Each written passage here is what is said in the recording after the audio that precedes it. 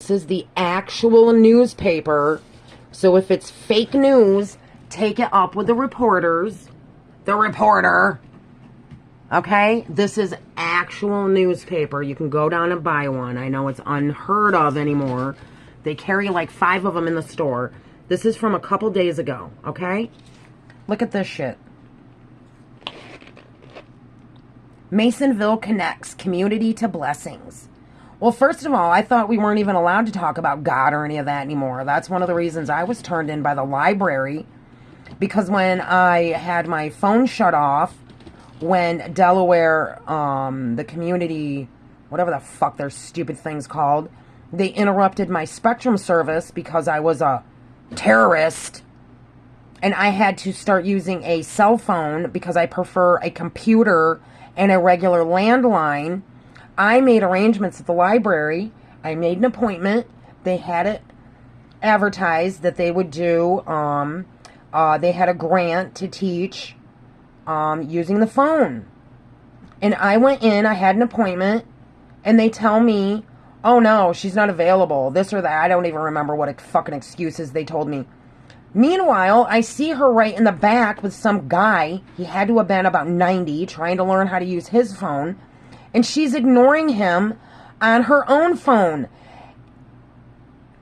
I said to the librarian, are you fucking serious? Well, that was, oh my God, you can't talk to the librarian like that. I mean, she can come in dressed like a whore every day and make my children uncomfortable. But God forbid I should say, are you fucking serious? The woman is sitting right there. I had an appointment. They get funding for this. So I still struggle with my phone. But social services, oh, I'm just a loser and a piece of shit. Not like I've ever tried to make any attempt to learn any of this. And they're not going to listen to me when I say anything about the library. So when I left the library, I said, God bless you all. Was that Sylvia that you guys called that was following me and my kids all around town, Walton Library? We filmed her following us. So now this whore, Jennifer Cutting, who's been arrested for food stamp fraud, welfare fraud, I don't even know if it was food stamps, I'll word it properly, well, that was in the paper. You can look it up online in the sheriff's department thing. She was arrested for welfare fraud in Masonville, in fact. She worked for Delaware Opportunities, doing the drug advocate thing. She was collecting all these resources, all these donations, and one of the persons she was giving them to was my daughter, Brittany, who did not need them. Brittany is not low income. They own a house. Her husband runs a business. She has foster kids now. They're making money. Money. They go to Florida every year on vacation. Money. But Jennifer would go over and give Brittany dog food, cat food, diapers, clothes. Brittany's not in drug recovery. So my actual child that is in drug recovery, my son Nathan, I called over and asked her for materials for him. He needed clothes and food. He had just moved in with me again. This is my son that started doing meth with his father. Learned how to do meth with his father. His father who works for All American Fireworks, where the drugs come from. I called and asked her for help with him, and she told me no. Now, I also know that she goes around and talks behind everyone's back. Do you know how I know this? Because I hear all the stories from my daughter, Brittany, about everything that's going on. I called and reported her to Delaware Opportunities. She's giving my daughter, Brittany, all this shit. She will not supply anything for my son. And she breaches confidentiality constantly.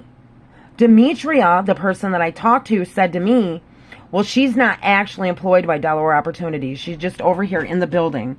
She just kind of does her own thing. We have no authority over her. Well, however they got rid of her, I don't fucking know. And you can read this article. She's doing some nonprofit thing. She's the queen of Masonville now because now she's all concerned about children. Now it's not about drugs. Look at her YouTube. She tells people how to get around social services, whatever else, so you can continue to do your drugs. She used to be best friends with Jessica Kent. And who is Jessica Kent? Sue Steele's daughter.